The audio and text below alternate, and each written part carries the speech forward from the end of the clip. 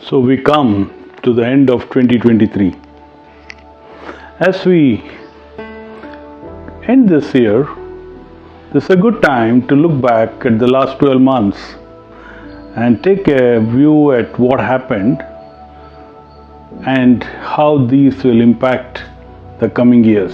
The first big change that happened in 2023, after decades of being the most populous country, China moved to number 2.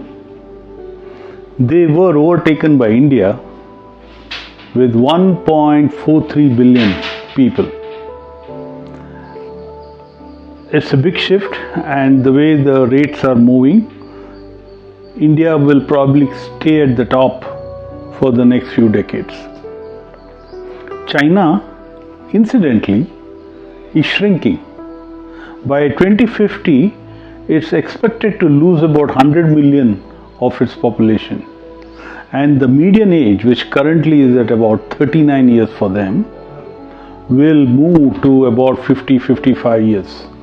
India, on the other hand, is currently about 27-28 years of age, median age, and will move to be around 39 years by 2050. This is a very important parameter because it's been shown that the younger the population, it's more vital in their energy and the economy, because they both are producers and consumers. So it's very, very good for the economy. So China might struggle economically with an aging population and a shrinking population, but India's domestic economy will still be very vibrant with a very, very young population and will support most part of the world. The other big event which happened early this year was the bursting on the scene of AI with the launch of ChatGPT. Suddenly everything changed. Things got better, things got faster. It was quickly adopted by the industry, and everybody is using it personally or for in companies and industry. Today's ChatGPT versions is probably 10 times faster than the one released early this year. Very powerful. It's got a plus side, a negative side. Things have become more effective. There's a lot more fake stuff also available in the market today. You can, through AI, create voice and fake pictures of anybody and create a video.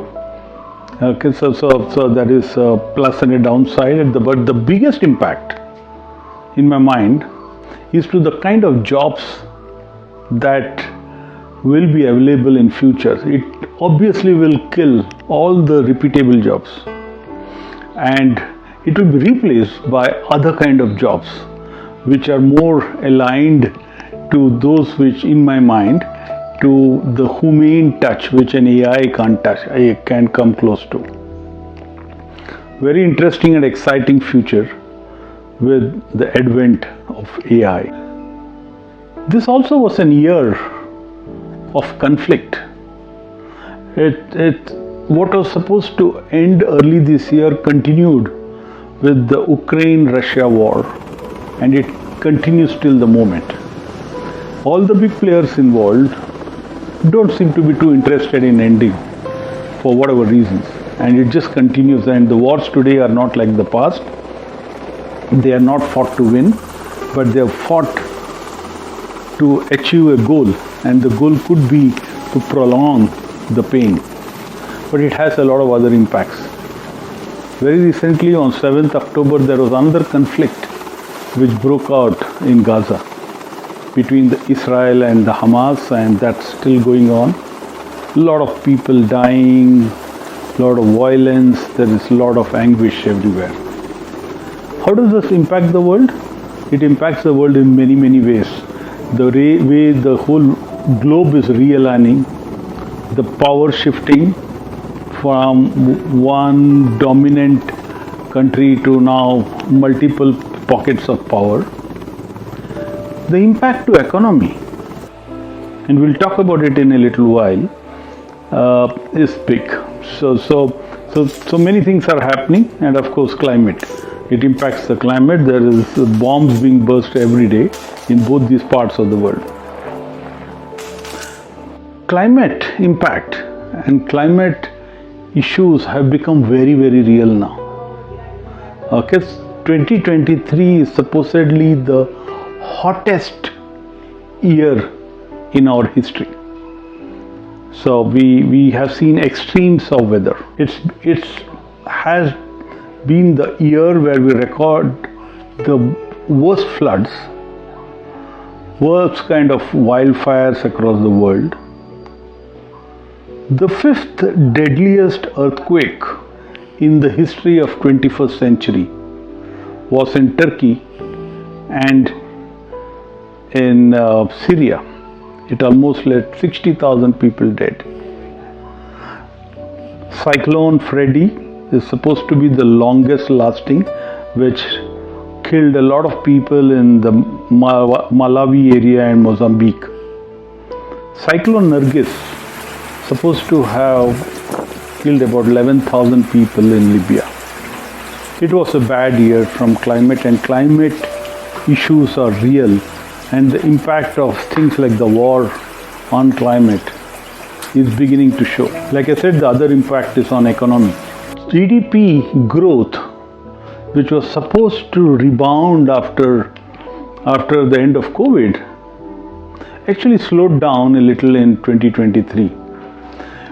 With 2022 ending at 3.5% growth, 2023 is estimated at this moment for the global GDP growth to be at about 3%.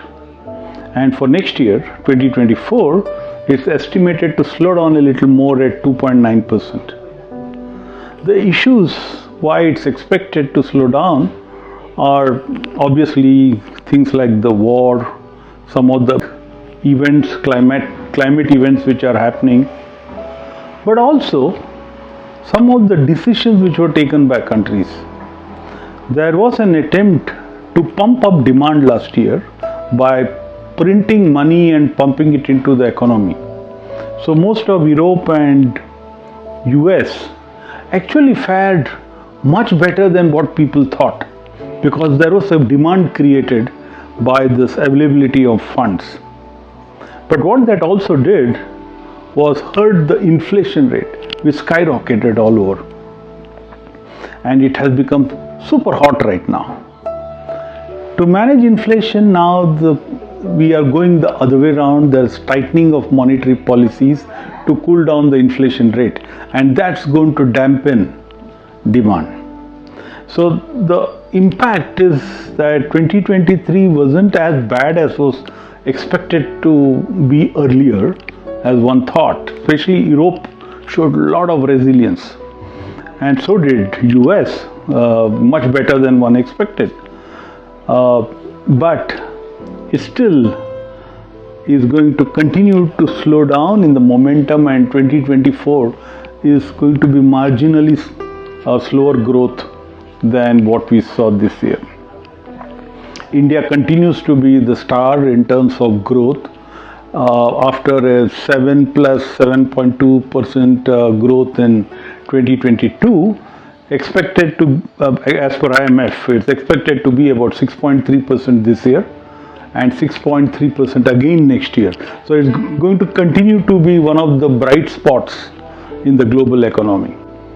So rounding off on a year which saw the end of a global pandemic, where WHO declared the end of COVID-19, it's been a very, very eventful year.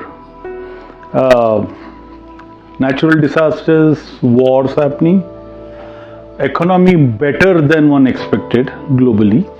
So we didn't see the kind of widespread recession one talked about. We saw UK and Germany slip into negative growth, but coming back. Overall, the mood is pretty good all over. How will 24 be? Looks like it will slow down, but we will do a separate episode focusing on forecasts for 24. But 2023 has not been a bad year. It's been quite a okay, good year. Hope that's the way it was for you too. Talk to you soon next week. Till that time, stay unstoppable.